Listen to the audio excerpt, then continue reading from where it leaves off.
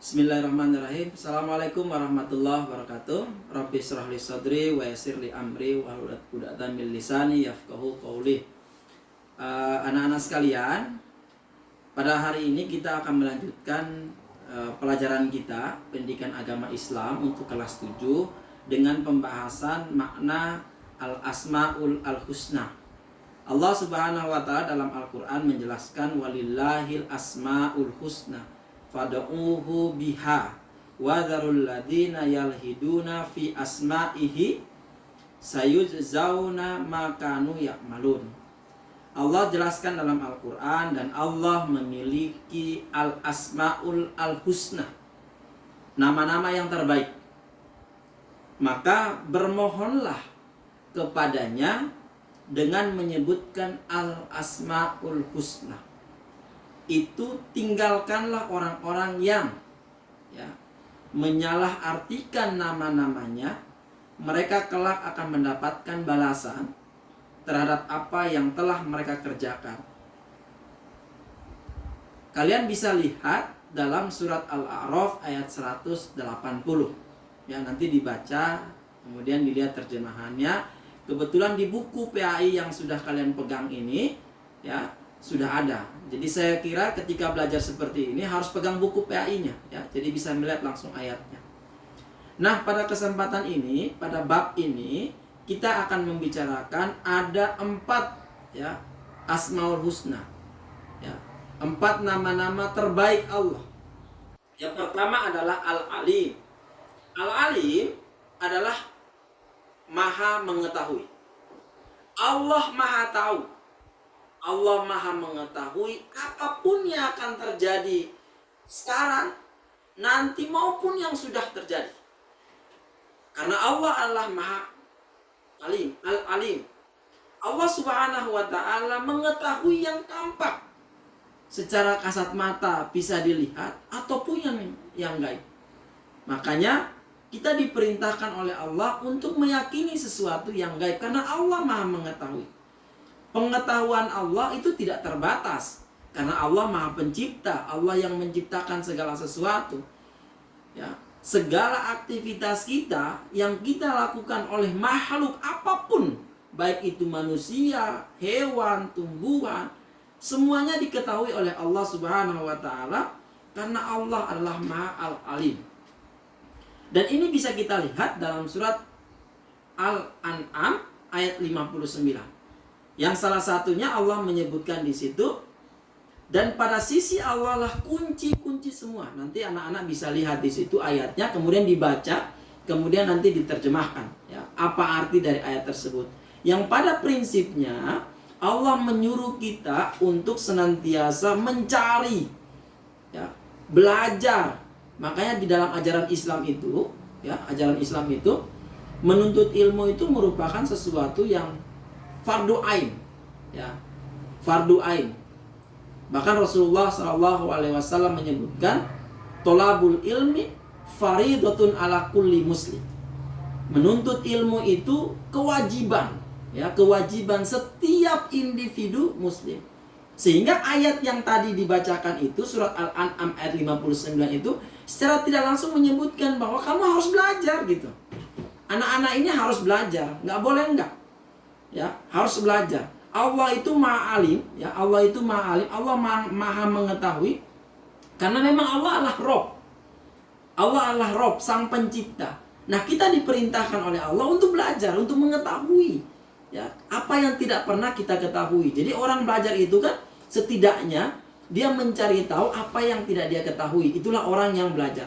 Ketika dia sudah mengetahui, maka ada keinginan yang lebih daripada itu untuk tetap istiqomah dalam pembelajarannya. Maka kan dalam sebuah riwayat juga dijelaskan, Rasulullah mengungkapkan utlubul ilma walau bisin, tuntutlah ilmu walaupun sampai ke negeri Cina. Artinya apa? Belajar terus, belajar. Makanya anak-anak ini kan harus terus dimotivasi walaupun kondisi kita lagi pandemi COVID-19, lagi belajar dari rumah, tapi tetap kan kita harus tetap belajar. Makanya belajar ini merupakan sebuah motivasi kita untuk mengembangkan kepribadian kita menjadi orang-orang yang jauh lebih baik. Nah, itu yang pertama. Yang kedua, Allah memiliki sifat Al-Khabir. Apa itu Al-Khabir? Al-Khabir itu adalah Allah Maha Waspada. Nah, pertanyaannya, seperti apa kewaspadaan itu? Ya, Allah mengetahui perkara yang tersembunyi, yang tidak diketahui oleh orang lain. Ya, Allah menciptakan miliaran makhluk. Ya. Jadi kalau Anda ini, ya, kalau kita lihat alam semesta ini, kalau ada manusia yang mengatakan bahwa dia hebat, maka dia adalah sebentuk terkecil. Bayangkan saja berapa jumlah makhluk yang Allah ciptakan di muka bumi ini. Kemudian kalau ada yang mengatakan dia hebat, kemudian dia sombong dengan apa yang dia punya, maka naudzubillah summa naudzubillah, tidak layak bagi dirinya. Maka Allah memiliki sifat Al-Khabir tadi, Allah Maha Waspada. Ya, Allah Maha Waspada. Allah mengetahui secara detail segala aktivitas kita, segala pekerjaan kita. Tidak ada yang mustahil yang tidak diwaspadai oleh Allah Subhanahu wa taala. Jadi pada prinsipnya anak-anak sekalian, dalam menjalankan kehidupan kita, hati-hati betul bahwa Allah senantiasa mengawasi setiap aktivitas kita. Setiap gerak-gerik kita diawasi oleh Allah Subhanahu wa taala. Maka tidak mungkin ada dosa, ya, tidak mungkin ada dosa yang luput dari catatan Raqib dan Atid. Nah, makanya kalau orang yang meyakini iman kepada para malaikat, di samping kiri kanannya ini ada Raqib dan Atid, yang mana dia menuliskan segala perkembangan, segala aktivitas kita. Jadi anak-anak sekalian, kalian ada di rumah pun juga, ini sekarang sedang dipantau oleh Raqib dan Atid. Walaupun pawang tidak melihat Anda secara langsung, tapi Raqib dan Atid mendampingi kita, kiri kanan kita. Artinya Allah Maha Waspada tadi, Allah begitu betul. Ya, jadi hati-hati ketika kita melakukan sesuatu. Sehingga Allah menyebutkan dalam Al-Quran, wallahu khabirum bima ta'malun. Allah menyebutkan, dan Allah Maha teliti. Ya, tidak ada istilah yang tertukar. Bahkan rizki kita pun juga tidak akan mungkin tertukar dengan rizki orang lain. Nah, oleh karena itu Allah Maha teliti. Ya, wallahu khabirum bima ta'malun. Allah Maha teliti terhadap apa yang kita kerjakan, apa yang kita lakukan. Semuanya Allah tahu. Dan ini bisa kita lihat dalam surat At-Taubah ayat 16. Nah, kemudian yang ketiga adalah Allah memiliki sifat As-Sami. Apa itu As-Sami? Allah Maha mendengar. Allah Maha mendengar. As-Sami, Allah Maha mendengar. Allah mendengar semua ucapan kita.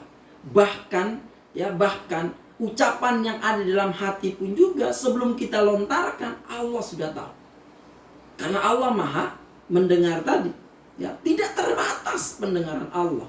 Artinya apa? Hati-hati ketika kita berbaik sangka maupun berburuk sangka terhadap orang lain, karena Allah tahu isi hati kita. Tidak ada satupun juga yang ada di dalam hati-hati kita yang tidak diketahui oleh Allah Subhanahu wa taala. Wallahu sami'un alim. Allah sebutkan kan, Allah Maha mendengar lagi Maha mengetahui. Anak-anak bisa lihat dalam surat Al-Baqarah ayat 256. Coba nanti dilihat, diperhatikan di situ. Nah, perilaku mencerminkan keimanan kita kepada Allah Subhanahu wa taala yang memiliki sifat Maha mendengar adalah kita harus berupaya semaksimal mungkin, ya, agar segala sesuatu yang kita ucapkan itu harus punya nilai kebaikan.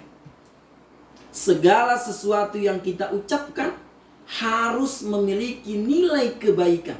Walaupun itu tidak terlontar dalam lisan kita, hanya dibicarakan di dalam hati, namun itu adalah kebaikan.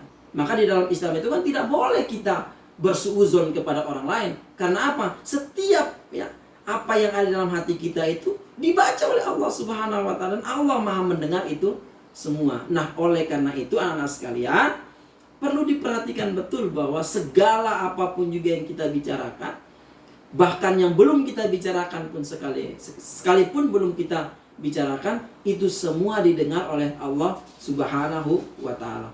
Kemudian yang terakhir, Allah memiliki sifat Al-Basir. Apa itu Al-Basir? Al-Basir adalah Allah Maha melihat. Ya, Allah Maha melihat. Innallaha ya'lamu ghaibas samawati wal ard wallahu basirum bima ta'malun.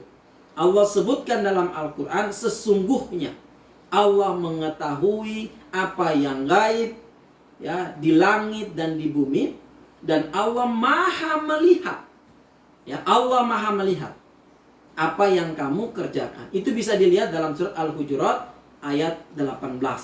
Nah, kalau dilihat dalam perilaku ini semua, ya, atau kalau kita terapkan dalam kehidupan perilaku kita sehari-hari, maka ini Allah ingin memberitahukan bahwa kamu jangan macam-macam dalam kehidupan ini. Semua aktivitas kamu itu dilihat oleh Allah Subhanahu wa taala.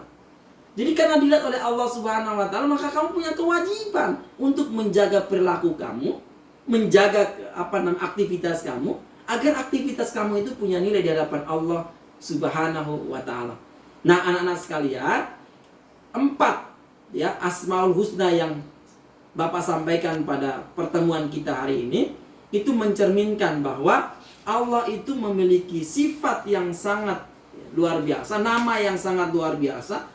Al-Alim tadi maha mengetahui, kemudian Al-Khabir tadi maha teliti, sangat waspada sekali.